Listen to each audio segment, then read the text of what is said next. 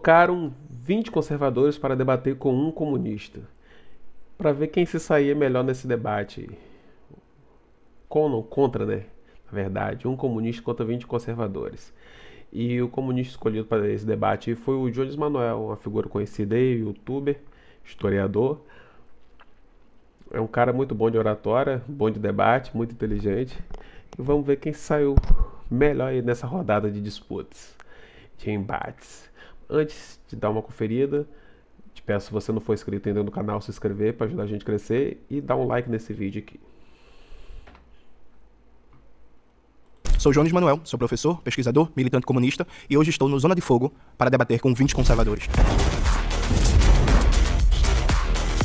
Minha primeira afirmação é: o fim da escala 6x1 vai melhorar o Brasil e gerar mais empregos no nosso país. Eu não acho que vai gerar mais empregos, até porque quanto mais flexível é a sua hora de trabalho, maior a sua negociação com o seu patrão e, consequentemente, você pode gerar mais oportunidades para pessoas diferentes, de perfis diferentes, de modos de vida diferentes.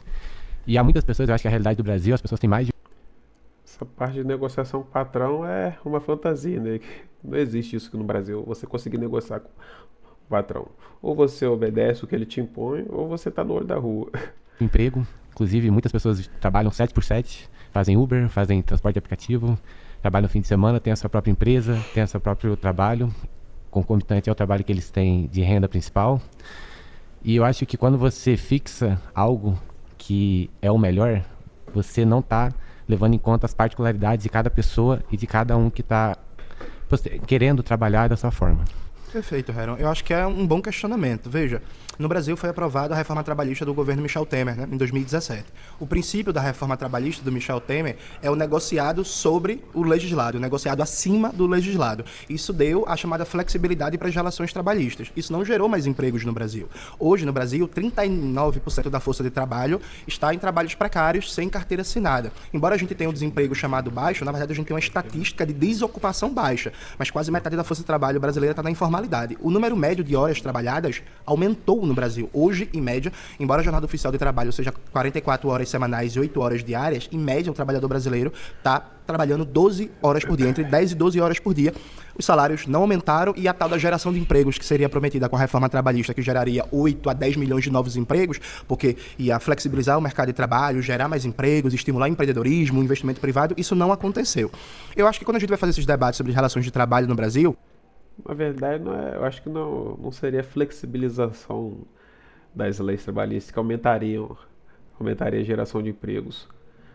Acho que uma das barreiras que existe para a geração de empregos geralmente é o alto tributo, a alta carga tributária que às vezes o empregador tem que pagar sobre o empregado. O cara contrata uma pessoa pagando um salário mínimo, o cara tem que desembolsar 2 salários por mês, que é um salário que vai para o bolso do trabalhador e o segundo salário praticamente é só de encargos. a melhor coisa é a gente trazer para o debate a melhor literatura acadêmica, a melhor reflexão científica sobre o tema e a experiência internacional comparada de outros países, né? Quando a gente para ver, o Brasil é um país que, a nível de América do Sul, é um dos poucos países que não está avançando na redução da jornada de trabalho.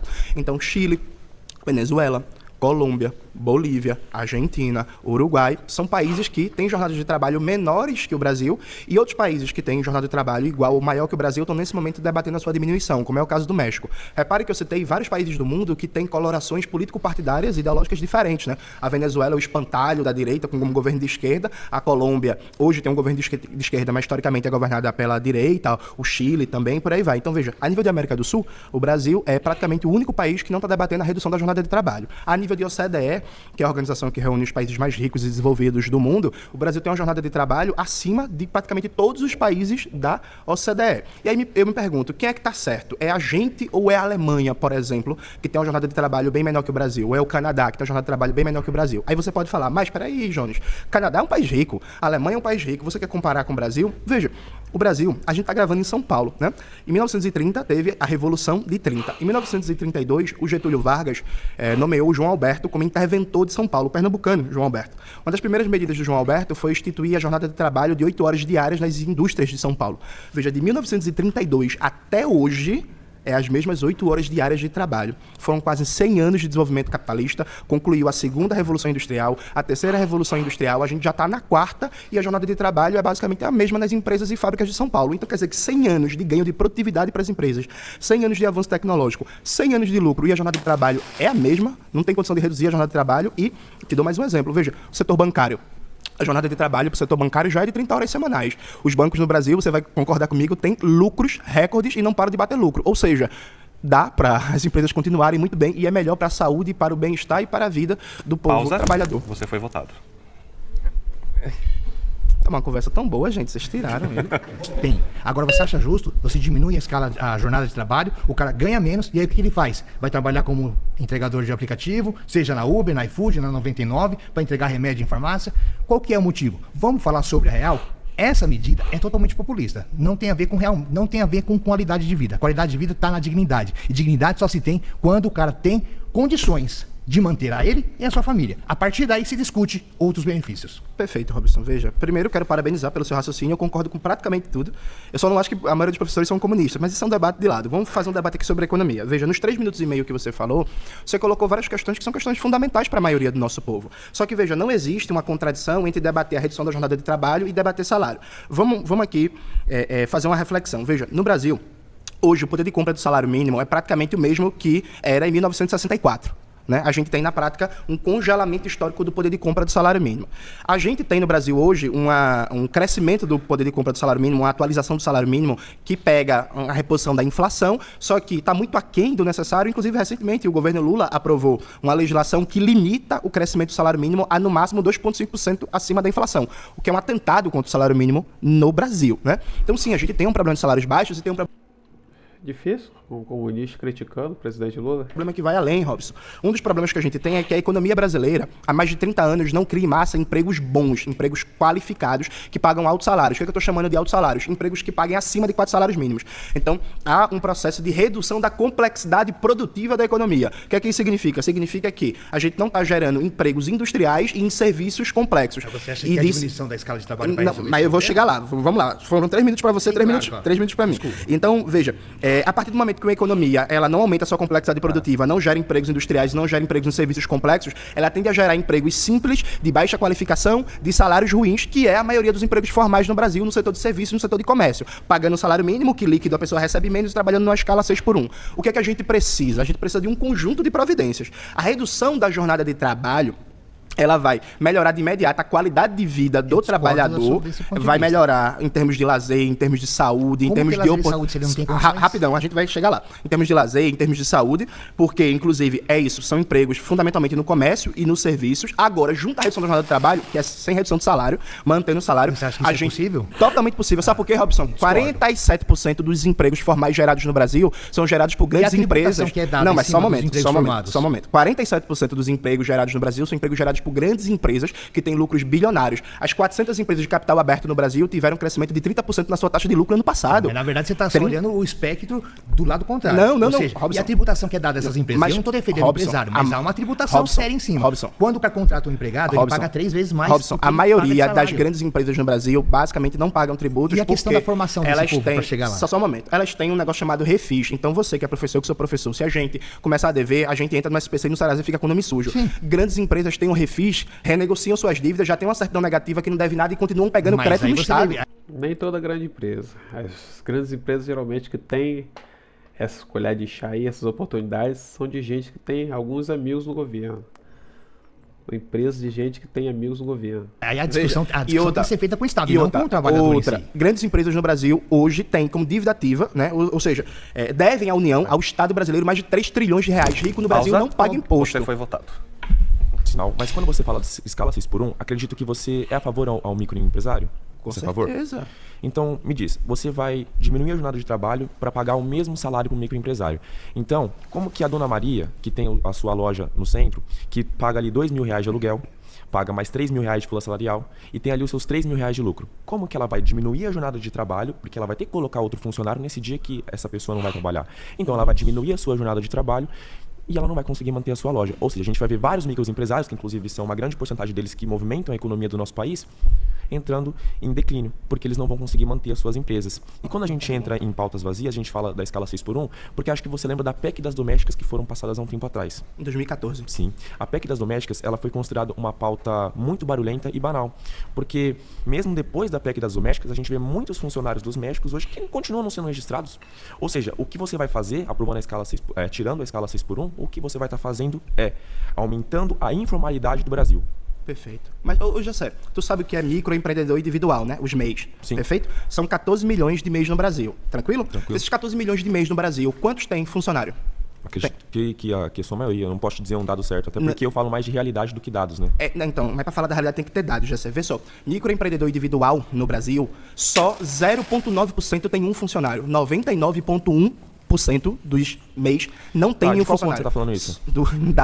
Dados do CAGED e dados do IBGE, são dados oficiais. José. Então, assim, a maioria dos microempreendedores individuais não tem funcionário. Se você for para MEs, a média de funcionário é 1,33% funcionário por MEs. A maioria dos empregos formais criados no Brasil, José, é por médias empresas e grandes empresas, respectivamente. Médias empresas criam 11% dos empregos formais no Brasil, grandes empresas criam 47% dos empregos formais no Brasil. Então, você junta grande e média empresa, são eles que geram a maioria dos empregos formais no Brasil. Gessé, a gente já tem na economia brasileira vários setores que trabalham na escala de trabalho de 30 horas semanais, nenhum deles quebrou, Gessé. Bancos têm uma escala de trabalho de 30 horas semanais, tem lucros bilionários, recorde atrás de recorde. O cara quer comparar um banco, não vende nada, isso vende crédito, não vende dinheiro, tem uma taxa de lucro absurda, as despesas dele, depois geralmente a despesa do banco é só com funcionalismo, só pagando funcionário.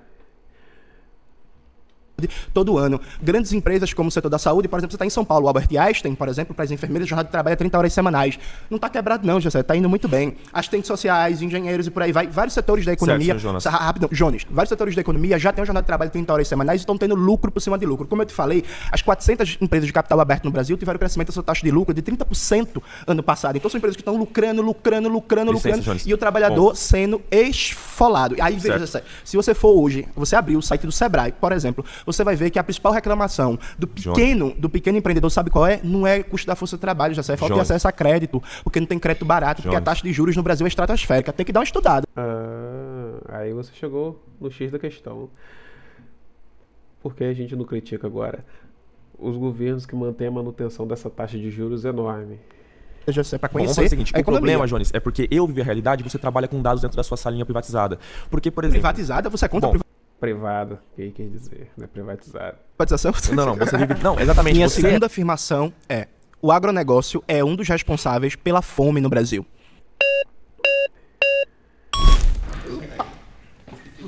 O negócio que põe comida na nossa mesa. Por que a demonização rápida do agronegócio? Então, Davi, eu não acho que é demonização, é um debate sobre os problemas do agronegócio, né? Vou te dar um exemplo. O agronegócio ele não produz fundamentalmente para o mercado interno, ele produz para exportação, ele faz com que a comida seja uma mera mercadoria exportável. Então, por exemplo, Davi, a gente come arroz e feijão, né? A soja produzida no Brasil é fundamentalmente para exportação. O Brasil hoje, a gente tem uma redução da área de cultivo de arroz e feijão para a plantação de soja. Vamos imaginar o seguinte, até os anos 70 era caríssimo comprar comida no Brasil. Hoje ainda é. Dos anos 70 até 2021, o valor da cesta básica por conta do agronegócio, por conta da disponibilização de maior número de alimentos no Brasil, a cesta caiu 47%. Se a gente começa a falar sobre a participação do agronegócio no PIB, que é geração de riqueza do país, o agronegócio participa com 22,3%. Fala bem. A agropecuária, 7,7% deste total. É geração de emprego. Se é geração de emprego, também é produção de salário e é manutenção e produção de poder de compra. Então você não pode necessariamente demonizar e dizer que tudo vai para o exterior. Grande parte do que é produzido pelo agronegócio, e estou falando de grandes proporções, ela fica dentro da indústria nacional, porque ela é produto primário, torna-se secundário, termina-se como terciário e produto final.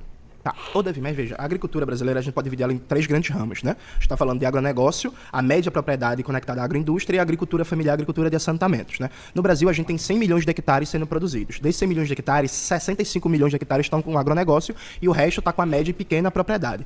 As culturas que abastecem o mercado interno no Brasil, como arroz e feijão, são produzidos fundamentalmente pela pequena e pela média propriedade. O agronegócio está concentrada em 3 culturas, que é soja, cana-de-açúcar e milho. As 3, fundamentalmente, são para exportação. Rapidinho, Lavi, só fechar esse raciocínio. As 3 são fundamentalmente para exportação. É claro que a gente tem também o milho, é consumido no mercado interno, é base alimentar brasileira, mas o milho consumido no mercado interno é fundamentalmente produzido pela grande propriedade. A questão é que o agronegócio, ele não produz direcionado ao mercado interno, ele produz para exportar. E aí tem um problema, Davi. Representa 22% do PIB, mas repare, 67% da renda gerada pelo agronegócio é apropriado por grupos estrangeiros, dado que o agronegócio depende de máquinas e equipamentos, depende de sementes, depende de fertilizantes, tudo comprado do estrangeiro, mandando riqueza para fora. Então esses 22% do PIB gerado pelo agro é um dado mais ou menos enganoso. Só para você ter uma ideia, na produção de soja, 40% do custo da soja é fertilizante. O Brasil importa 85% dos fertilizantes consumidos no país. Então, mandando riqueza para fora, fugando o dólar do país, e o agronegócio não tem projeto nenhum de industrializar essa cadeia produtiva.